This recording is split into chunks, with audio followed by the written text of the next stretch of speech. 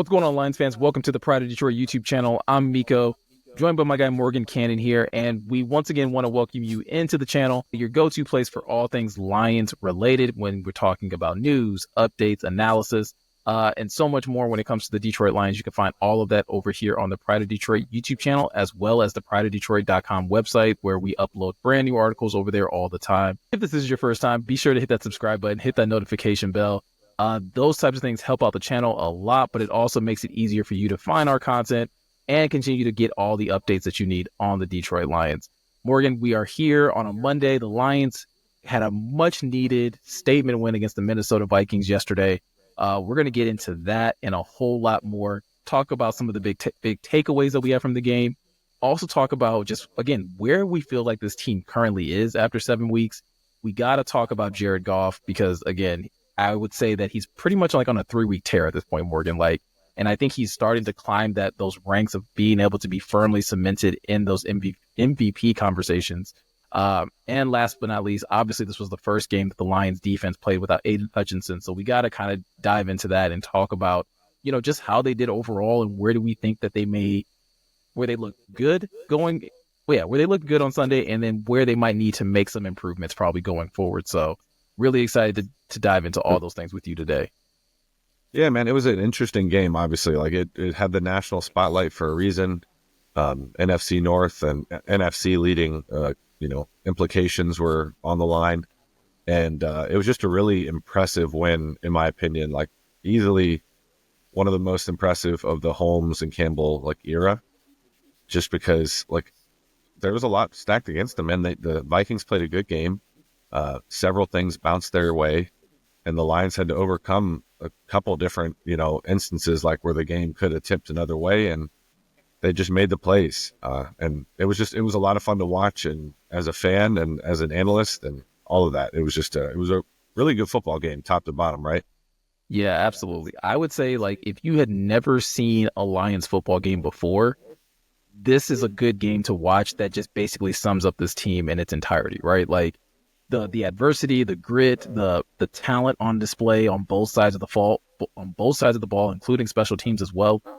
There was a lot to take away from this game, and so let's kind of just jump right into that right now. What was maybe one or two of your biggest takeaways from this game, with the Lions coming out on top of the Minnesota Vikings? Yeah, I thought about it, man, and I'm getting into the film right now, but in my opinion, you just have to think about how many difference makers this team has on it, everywhere too, right?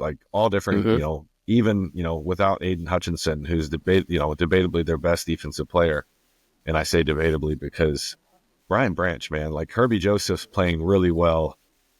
Terry On's making week by week improvements, in my opinion. Carlton and Amik have been as advertised, in my opinion, good, trusted veterans that are going to play well and be where they need to be. But Brian Branch is kind of turn things up several notches, right, Miko? Back-to-back weeks now, of all pro level play, 4 tackles, 1 crazy interception that I can't wait to break down, 2 PBUs. He had the massive play on the 2-point conversion, where he, was able to deny Minnesota there, which is big, with the Lions kicking the game-winning field goal. So you got great games from Panay and Frank, who are 2 all-pros in their own right. A statement game from Amon-Ra St. Brown, another all-pro. Obviously, Jared Goff, we're going to get into that and give him all the credit and all of his flowers. So, yeah, you just had all the difference makers stepped up. Other guys didn't have great games, right? Certain parts of the game plan were kind of taken away. Yeah. But people stepped up and the plays were made where they needed to be made, right?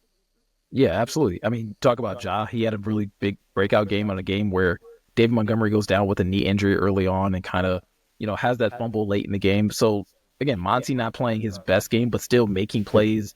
I thought it was still it was very telling that he was making a lot of his impact early in that game in the passing game, which is something that we haven't seen a lot from him in his time here. Usually he's knuckles, right? He's the man in the middle that's making and getting the hard yards on some of these 5, 6, 7 yard runs. But yesterday they used him a little bit more in the passing game, had him running a couple option routes and things like that until he got hurt. But even that, didn't slow them down, right? They were immediately able to plug in Ja, and Ja did what Ja does. It probably had one of his best games as a Lion. And so it's like you said, it really does put on display just how deep this team is on both sides of the ball.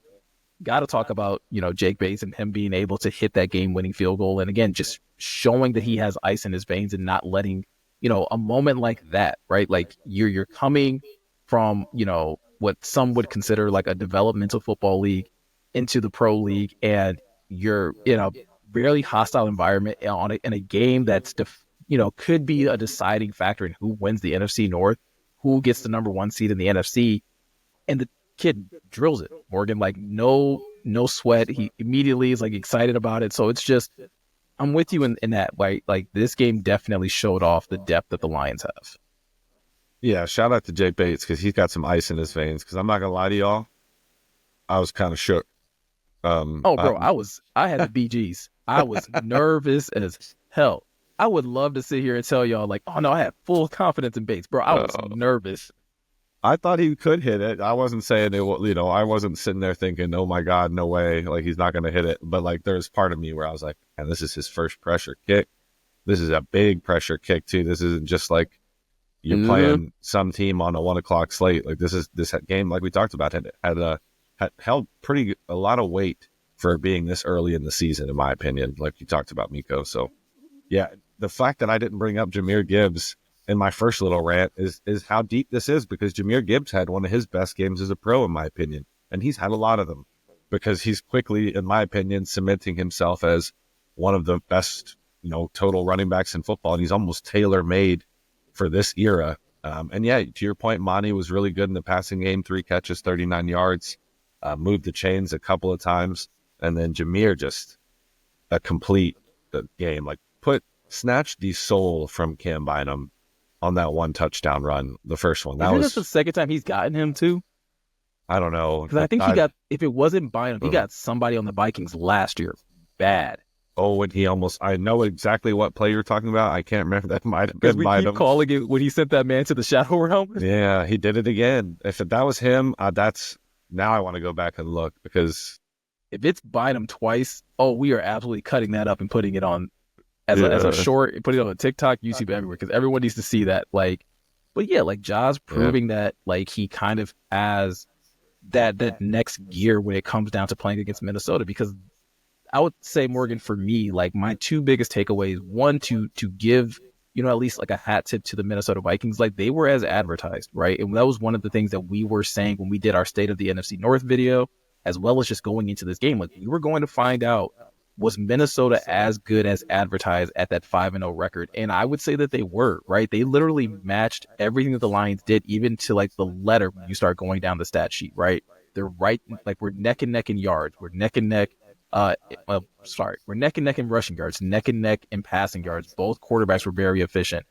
Defenses gave up pretty much the same amount of yardage, right? Like there were a lot of things that if you're going to sit here as a Lions fan and say like, hey, this team is for real and they're going to go really far in the postseason, you can't completely dismiss what Minnesota was doing and say like, well, they were fraudulent. Like I think they were every bit as advertised.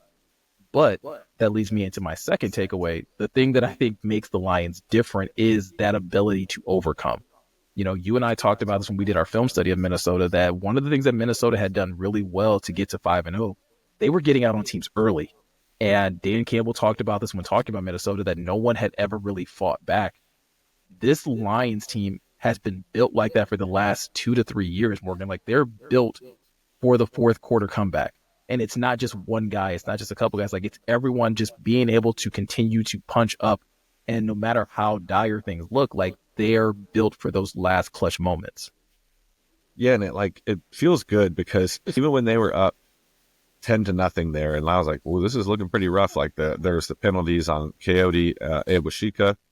And there's a lot of shooting themselves in the foot, just not executing. I was like, they'll figure it out. I just had that feeling. And then did they? Like it was four straight touchdown drives.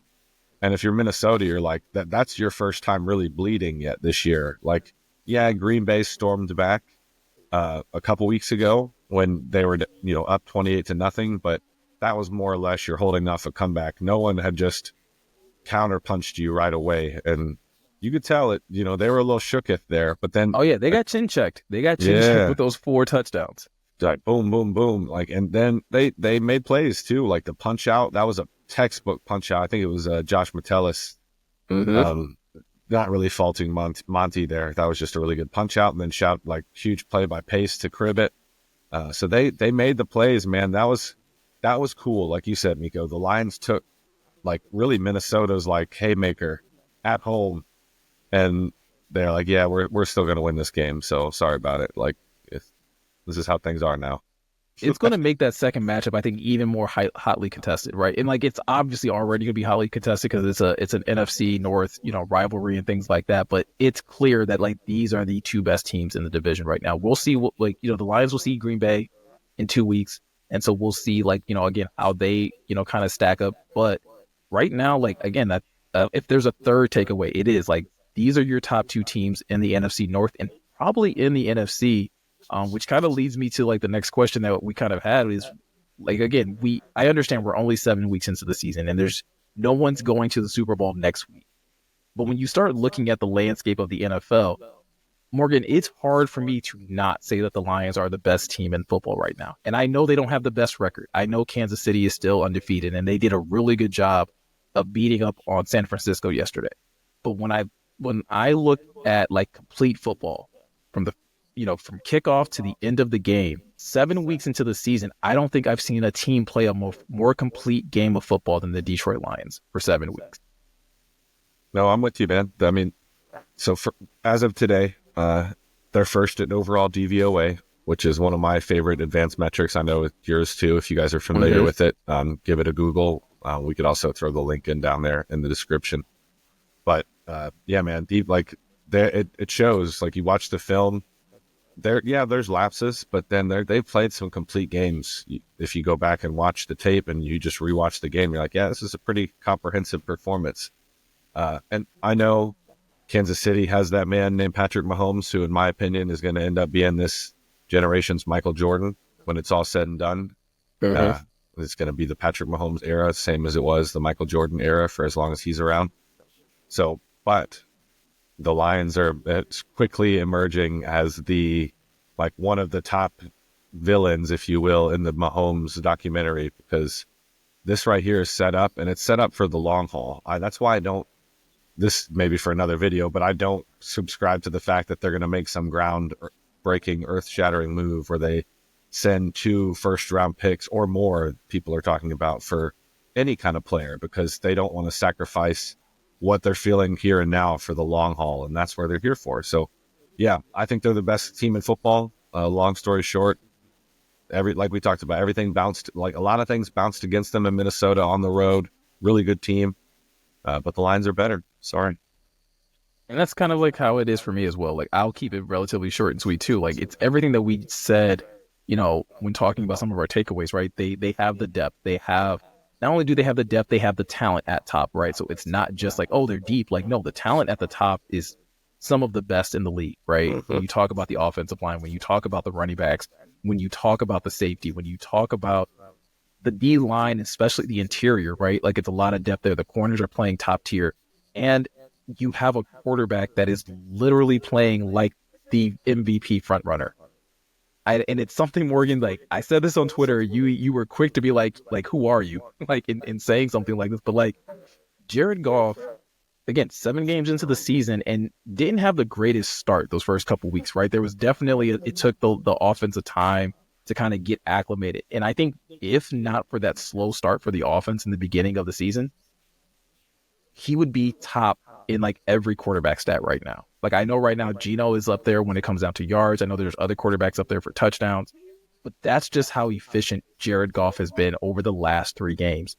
We're talking about a game where again, he only, I think, had 3 incomplete passes for the entire game or something like that. Like, yeah, 22 of 25 for 280, 2 touchdowns, no picks. Obviously we know about him being perfect against San Francisco, or not San Francisco, sorry, Seattle. Had a really good game against Dallas. So, like, there's a lot of things that have been trending the right way. I might have had that wrong. It was perfect against Dallas and then really good game against Seattle. There you go. Yep, exactly. Caught myself. Like You own it. that's just how well he's been playing. And so I don't know, man. Like it's not something that I would have thought I would said like 3 years ago. But looking at where this team is and why they are where they are, Jared Goff has to be the guy that if you're talking about, hey, who deserved the MVP this year, he should be the first name that comes out of every analyst's mouth. He's got to be right now. And if y'all have watched this channel for any length of time or have read any of my writing at prideofdetroit.com, you're aware that I was not always the biggest Jared Goff fan, man. But he's grown on me. And let me run you some numbers real quick. 32 of 34 for 545 yards, 4 touchdowns, and 0 picks over the last 3 games against the blitz per PFF. Okay. That's insane. So what used to be a weakness of Goff's he's turned into a kind of a strength here. Through week 7, a couple next-gen stats for us here. First in yards per attempt, completion percentage over expected, and passer rating. So, yeah, man, I think he's got to be at the forefront of the MVP conversation. He looks like a player that's very comfortable in the situation that he's in and the offense that he's in. Him and Ben Johnson are very, very in sync. And yeah, to your point, if it weren't for some of the hiccups at the beginning of the season and such a dud in the red zone against Tampa Bay, the Lions are probably 6-0 too, right there with Kansas City if we're keeping it a buck. You know what I mean? So yeah, but you know, there was those hiccups, and it looks like they've ironed them out and everything. And they just can do it in so many different ways. Like y'all have heard us talk about this before, but they can just do it in so many different ways, man. And you just kind of pick your poison, and we'll see what happens. And the crazy thing is, Morgan, like even with Jared Goff and this team, like I still don't think they've played their best offense yet, right? Like we've seen everything in spurts. We've seen J-Mo have a big game. We've seen both running backs have, big games multiple times so far. We've seen Amon-Ra have a really big game against Minnesota.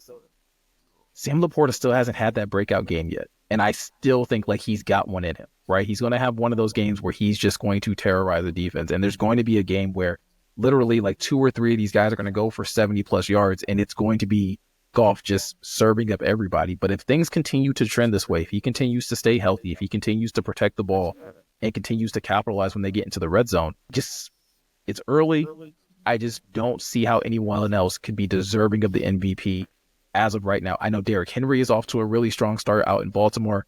Anytime Lamar Jackson is healthy, like you always have to worry about what he's capable of doing in terms of just being able to stuff the stat sheet. But when you don't just focus on stats and you focus on team success and overall play, because again, he's been like perfect in the second half. Like I think he was perfect in the second half of this game. Like he's playing at such a high level that it's going to be hard to keep him out of that conversation, especially if the Lions keep winning. I'm with you, man. And I want to give him all the credit because Dan Campbell talked about it too. Like they put a ton on Goff's plate this week against Minnesota because how Brian Flores employs his defense with like, you got to guess and decide who's coming. Okay. Who's rushing? How many are rushing? Who's hot? And Goff seemed to have all the answers, which is, that's what you want. That's what you have to be against a defense like Flores's. Eric tweeted something out. Flores has had 4 games since he's been in Minnesota that where teams have scored more than 30 points, and 3 of those have been the Lions. So, like if you're Minnesota, that's got to be a little disheartening. Now the Lions have beaten them 4 times in a row. So it's been a minute since Minnesota beat the Lions. So yeah, they got some tough games coming up. I think a lot of people get ahead of themselves, like, oh, this game is not, this game's an easy win. This game's not, but now like the Rams are getting some people back. Yeah. They just won. Like we'll see. Like, we're going to talk about it later this week, but I'm not writing a W in ink against Tennessee just because they've looked terrible so far, because this is the NFL and everybody gets paid, man. So got to always keep that in mind. I'm at least drawing the W in ink. I will fill it in once we actually watch the film. Put in there like, get your Ticonderoga out. Get your Ticonderoga out and just put it in some lead, some good old-fashioned lead.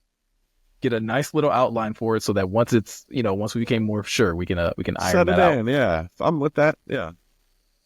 All right. So Morgan, the other thing that we have to talk about before we get out of here is this defense. And so like we talked about, like this was complimentary football. All 3 phases of this team played very, very well on Sunday. But one phase that I think a lot of us were going to be very focused on in this game was that defense, right? A defense without Aiden Hutchinson, how would they look? And on one hand, I want to say they looked about as advertised, right? Like giving up 29 points, giving up almost 400 yards of offense. This is kind of what I expected. But on another hand, I also think they played better than I expected. There wasn't a ton of plays that took place on Sunday where you're like, oh, if Aiden was there, this wouldn't have happened.